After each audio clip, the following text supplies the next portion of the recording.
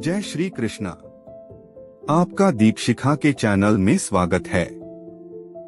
श्रीमद् भगवत गीता अध्याय 4 भाग 2।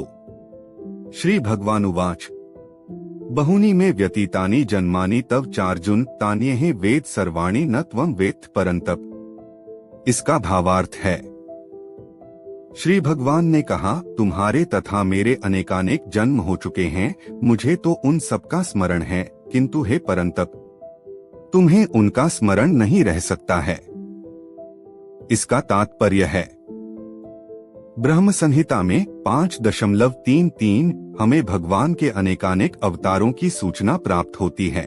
उसमें कहा गया है, अद्वैत्मच्युत मनादिमनंतरूपमाद्यं पुराण पुरुषं नव्यवेन च वेदेषु दुर्लभमात्म भक्तो गोविंदमादि पुरुषं तमह भजामि।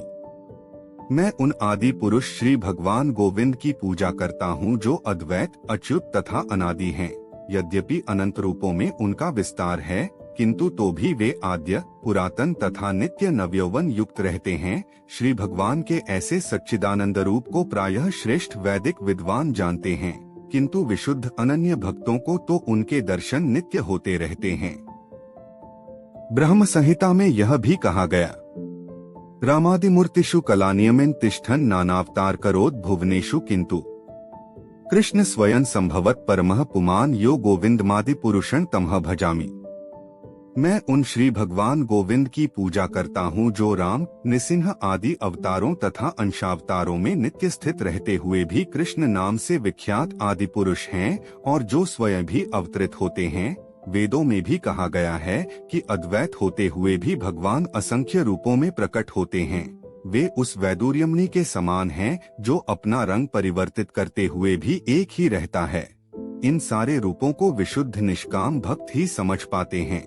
केवल वेदों के अध्ययन से उनको नहीं समझा जा सकता। अर्जुन जैसे भक्त कृष्ण के नित्य सखा हैं और जब भी भगवान अवतरित होते हैं तो उनके पार्षद भक्त भी विभिन्न रूपों में उनकी सेवा करने के लिए उनके साथ साथ अवतार लेते हैं।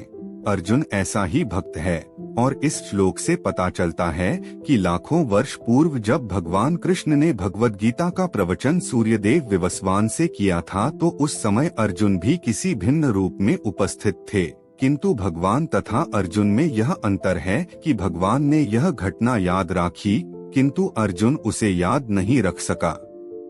अंशरूप जीवात्मा तथा परमेश्वर में यही अंतर है।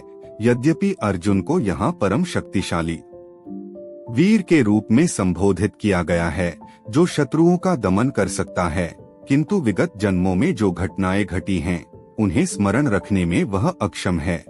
आत्म भीतिक दृष्टि से जीव चाहे कितना ही बड़ा क्यों न हो, वह कभी परमेश्वर की समता नहीं कर सकता। भगवान का नित्य संगी निश्चित रूप से मुक्त पुरुष होता है, किंतु वह भगवान के तुल्य नहीं होता।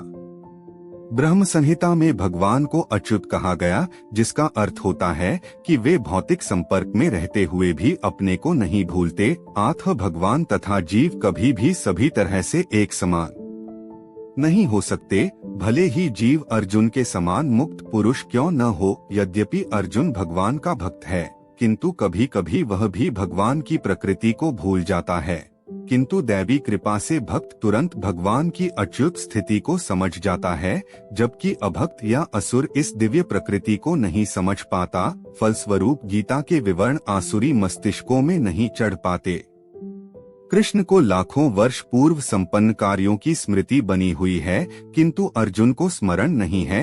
यद्यपि अर्जुन तथा कृष्ण दोनों ही शाश्वत स्वभाव के हैं। यहाँ पर हमें यह भी देखने को मिलता है कि शरीर परिवर्तन के साथ साथ जीवात्मा सब कुछ भूल जाता है, किंतु कृष्ण सब स्मरण रखते हैं, क्योंकि वे अपने सच्चिदानंद शरीर को बदलते नहीं। वे अद्वैत हैं, जिसका अर्थ है कि उनके शरीर तथा उनकी आत्मा में कोई अंतर नहीं है। उनसे संबंधित हर वस्तु आत्मा है, जबकि बद्ध जीव अपने शरीर से भिन्न होता है। चूंकि भगवान के शरीर और आत्मा अभिन्न हैं, अतः उनकी स्थिति तब भी सामान्य जीव से भिन्न बनी रहती है जब वे भौतिक स्तर पर अवतार लेते हैं। असुरगण भगवान की इस दिव्य प्रकृति से तालमेल नहीं बैठा पाते, जिसकी व्याख्या अगले श्लोक में भगवान स्वयं करते हैं। अजोपि सन्नव्ययात्मा भूतानामीश्वरोपि सन् प्रकृतिं स्वाधिष्ठाय संभवाम्यात्ममाया।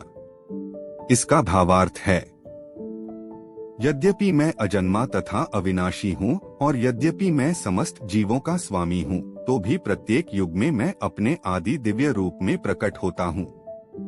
इसका तात्पर्य है, भगवान ने अपने जन्म की विलक्षणता बतलाई है। यद्यपि वे सामान्य पुरुष की भांति प्रकट हो सकते हैं, किंतु उन्हें विगत अनेकानेक जन्मों की पूर्ण स्मृति बनी रहती है, जबकि सामान्य पुरुष को कुछ ही घंटे पूर्व की घटना स्मरण नहीं रहती। यदि कोई पूछे कि एक दिन पूर्व इसी समय तुम क्या कर रहे थे, तो सामान्य व्यक्ति के लिए इसका तत्काल उत्तर दे पाना कठिन होगा।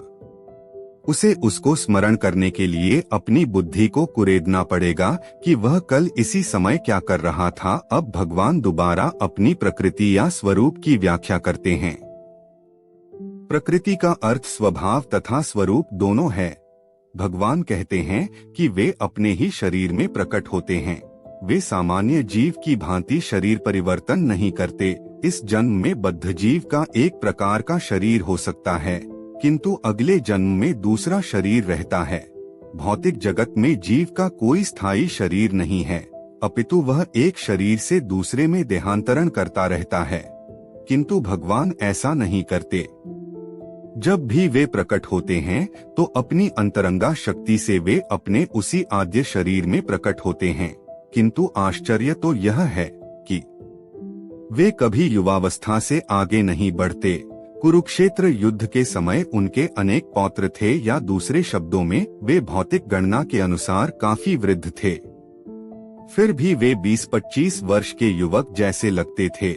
हमें कृष्ण की वृद्धावस्था का कोई चित्र नहीं दिखता, क्योंकि वे कभी भी हमारे समान वृद्ध नहीं होते। यद्यपि वे तीनों काल में, भूत, वर्तमान तथा भविष्य काल में सबसे वयोवृद्ध पुरुष हैं, न तो उनके शरीर और न ही बुद्धि कभी क्षीण होती या बदलती है। अतः यह स्पष्ट है कि इस जगत में रहते हुए भी वे उसी अजन्मा सच्चिदानंद रूप वाले हैं, जिनके दिव्य शरीर तथा बुद्धि में कोई परिवर्तन नहीं होता। वस्तुतः उनका आविर्भाव और तिरोभाव सूर्य के उदय तथा अस्त के समान है, जो हमारे सामने से घूमता हुआ हमारी दृष्टि से ओझल हो जाता है। जब सूर्य हमारी दृष्टि से ओझल रहता है तो हम सोचते हैं कि सूर्य अस्त हो गया है, और जब वह हमारे समक्ष होता है तो हम सोचते हैं कि वह क्षितिज में है। वस्तुतः सूर्य स्थिर है, किंतु अपनी अपूर्ण एवं त्रुटिपूर्ण इंद्रियों के कारण हम सूर्य को उदय और अस्त होते परिकल्पित करते हैं। और चूंकि भगवान का प्राकट्य तथा तिरोधान सामान्य जीव से भिन्न है, अतः स्पष्ट है कि वे शाश्वत हैं, अपनी अंतरंगा शक्ति के कारण आनंद स्वरूप हैं और इस भौतिक प्रकृति द्वारा कभी कलुषित नहीं होते। वेदों द्वारा भी पुष्टि की जाती है कि भगवान अजन्मा होकर भी अनेक रूपों में अवतरित होते रहते हैं, किंतु तो भी वे शरीर परिवर्तन नहीं करते। श्रीमद्भागवत में वे अपनी माता के समक्ष नारायण रूप में 4 भुजाओं तथा षडैश्वर्यों से युक्त होकर प्रकट होते हैं।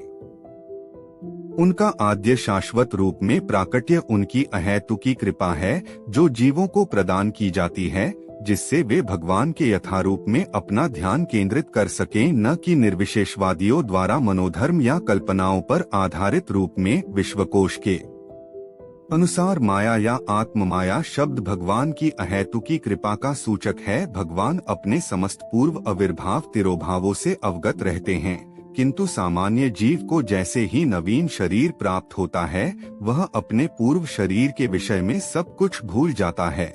वे समस्त जीवों के स्वामी हैं, क्योंकि इस धरा पर रहते हुए वे आश्चर्यजनक तथा अतिमानवीय लीलाएं करते रहते हैं। अतः भगवान निरंतर वही परम सत्य रूप हैं और उनके स्वरूप तथा आत्मा में या उनके गुण तथा शरीर में कोई अंतर नहीं होता। अब यह प्रश्न किया जा सकता है कि इस संसार में भगवान क्यों आविर्भूत और तिरोभूत होते रहते हैं? अगले श्लोक में इसकी व्याख्या की गई है। गीता का अगला अध्याय सुनने के लिए चैनल को लाइक, शेयर और सब्सक्राइब जरूर करें। धन्यवाद।